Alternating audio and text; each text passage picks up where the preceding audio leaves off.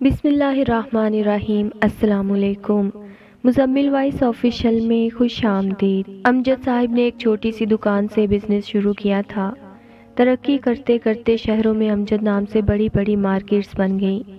حال ہی میں انہوں نے لندن میں بھی 2 اسٹور شروع کر دیے۔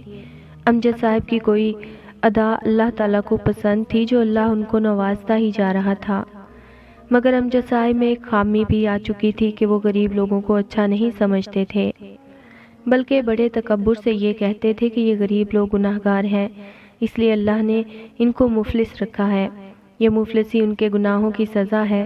امجد صاحب کی شادی اپنی خالہ کی بیٹی جبین سے ہوئی تھی۔ جبین والدین کی اکلوتی اولاد تھی اور فقط 1 سال کی بامشکل تھی جب یتیم ہو گئی۔ جبین کی ماں نے اپنی بڑی بہن یعنی امجد کی ماں اور دوسرے لوگوں کی طرف سے ملنے والے صدقہ خیرات کے پیسوں سے جبین کی پرورش کی تھی۔ جبین کی ماں کو ٹی بی ہو گئی تھی اور پیسہ نہ ہونے کی وجہ سے انہوں نے اپنا علاج نہیں کروایا اور خون تھوکتے ہوئے انتہائی تکلیف دہ حالت میں مر گئی تھی، مگر مرنے سے پہلے ہاتھ جوڑ کر اس نے اپنی بڑی بہن کو کہا تھا کہ میری بیٹی کو اپنی بہو بنا لینا، اور اس کی بہن نے اس کی بات مان لی تھی۔ یوں جیسے تیسے جبین کی شادی امجد صاحب سے ہو گئی تھی، لیکن امجد نے شروع دن سے ہی جبین کو ایک نوکرانی کی حیثیت سے دیکھا تھا اور اسے اب بھی زیادہ اہمیت نہیں دیتا۔ جبین نے بھی ہر حال میں اللہ کا شکر ادا کرتے ہوئے امجد کے ساتھ گزارا کر لیا۔ وقت گزرتا رہا اور امجد کے گھر بیٹی پیدا ہوئی۔ والدین ایک ایک کر کے گزر گئے اور امجد کی مارکیٹس ملک اور بیرون ملک بھی چلنے لگیں۔ امجد کے کسی حاسد دوست نے انہیں مشورہ دیا کہ اگر تمہیں اپنی بیوی میں مزید دلچسپی نہیں ہے تو دوسری شادی کر کے اپنا وارث پیدا کرو۔ امجد صاحب ایک اچھے بزنس مین ہوتے ہوئے بھی اپنے منافق دوست کو نہ پہچان سکے اور اس کی بات پر عمل کرنے کا سوچنے لگے۔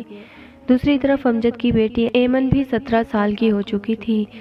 امجد صاحب نے اپنی بیٹی کی ہم عمر زویا نامی ایک لڑکی کو پیے رکھ لیا۔ زویا ایک شاطر لڑکی تھی، اس نے جلد ہی امجد صاحب کو سینے میں اتارنا شروع کر دیا اور لندن میں موجود مارکیٹس کی وہ مینیجنگ ڈائریکٹر بن گئی۔ زویا نے وہاں کے ورکرز پر اپنا اثر و رسوخ بڑھا لیا۔ دوسری طرف امجد صاحب نے زویا کو شادی کی پیشکش کر دی جو کہ زویا نے 2 شرائط کے ساتھ قبول کر لی۔ ایک لندن والا بزنس زویا کے نام کیا جائے اور دوسری شرط یہ کہ پہلی بیوی سے اجازت لی جائے۔ امجد صاحب نے پلک جھپکتے ہی لندن والا بزنس زویا کے نام کر دیا، مگر جب گھر میں دوسری شادی کی بات کی تو ان کی بیوی جبین نے کوئی جواب نہ دیا، مگر ایمن نے انتہائی سخت جواب دیا اور کہا کہ آپ یا دوسری شادی کو رکھیں گے یا ہمیں۔ ایمن کی یہ بات سن کر امجد کو بہت غصہ آیا اور امجد نے ایمن کی ماں جبین کو فوراً طلاق دے دی اور ایمن کو بھی گھر سے ماں کے ساتھ ہی نکال دیا۔ ایمن ماں کے ساتھ ماں کی آبائی گھر میں آ گئی۔ شروع میں ایمن نے ملازمت کی کوشش کی مگر ہر طرف بھیڑیے بیٹھے تھے۔ ہفتے 2 ہفتے بعد ہر کوئی جسم کی ڈیمانڈ کر دیتا، لہٰذا ایمن نے وہ سب چھوڑ کر اکیڈمی پڑھانا شروع کر دیا۔ ادھر پہلی بیوی سے طلاق ہونے کے بعد زویا نے پاکستان والے کاروبار کا باقی آدھا حصہ بھی اپنے نام کروا لیا۔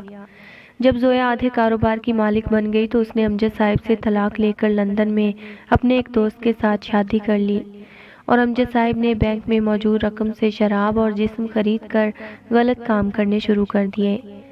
ایمن کی ماں اس عمر میں طلاق کا داغ ماتھے پر لگنے اور گھر میں فاقوں کی نوبت اور جواں بیٹی دہلیز پر بیٹھی ہونے کا سوچ سوچ کر دماغ کے کینسر کا شکار ہو گئی۔ ایمن تو مشکل سے گھر میں 1 سے 2 وقت کا کھانا پورا کر رہی تھی، اس لیے ماں کی بیماری کا علاج کسی طور پر ممکن نہ تھا۔ اس نے ہر جگہ سے مدد مانگی مگر کوئی مناسب حل نہ ملا۔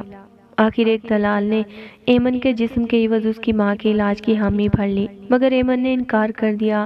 ایمن کے انکار کے بعد دلال ایمن سے کہنے لگا کہ تم لوٹ کر میرے پاس آؤ گی مگر شاید میں تب تمہیں اتنی قیمت ادا نہ کروں۔ ایمن دلال کی بات سن کر چپ کر کے چلی گئی۔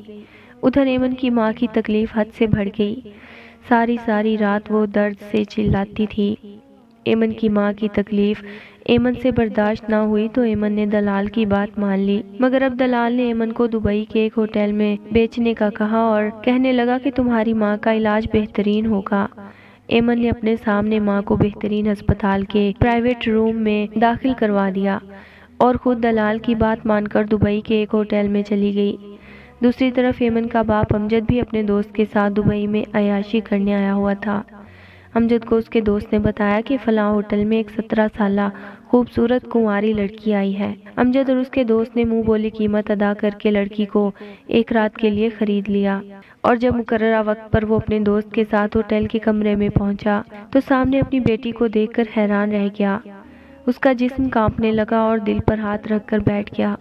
کچھ ہی دیر میں دل کا دورہ پڑنے سے وہیں ڈیر ہو گیا۔ دوسری طرف ایمن نے بھی جب اپنے جسم کا پہلا خریدار اپنے باپ کو دیکھا تو شرم سے اس کے بھی اوزان خطا ہو گئے۔ شرم و حیا کا پیکر بنی لڑکی نے اسی ہوٹل کی کھڑکی سے کود کر جان دے دی۔